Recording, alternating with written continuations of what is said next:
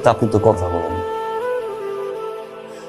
অনেকবার জানতেও চাইছি যে আসলে আপনার এই বিয়েতে মত আছে কি। কাকা আমারে বারবার বলতো যে আপনার নাকি বিয়েতে মত আছে, আপনি ব্যস্ত, আপনি ইউনিভার্সিটিতে, এই জন্য কথা বলতে পারবেন না। আমি অনেক স্বপ্ন নিয়ে এখানে আইছিলাম জানো। এয়ারপোর্ট থেকে নামার পরে আমি বুঝছি এই বিয়েতে আপনার মত। তারপরও চেষ্টা করছি আপনার মনের মতো চলার জন্য, কিন্তু আমি তো পারি না। কেমনে পারি বলেন? আমি তো আর আপনাদের মতো এরকম পরিবেশে বড় হই নাই। আপনি যদি আমার একটাবার বলতেন ফোন করে যে আপনার এই বিয়েতে মতামত নাই, বিশ্বাস করেন আমি আসতাম না, চলে যেতেছি।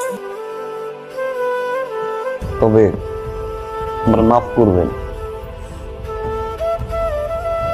আমি আপনার ডিভোর্স দিতে পারবো না।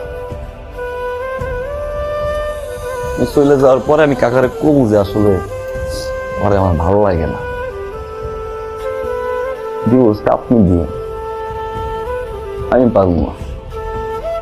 কিছু মনে না করলে একটা কথা বলি, আপনারা যেটা জীবন মনে করতেছেন এটা আসলে জীবন না,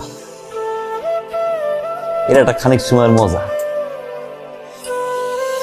চেষ্টা করে নিজের যত্ন নেওয়ার জন্য।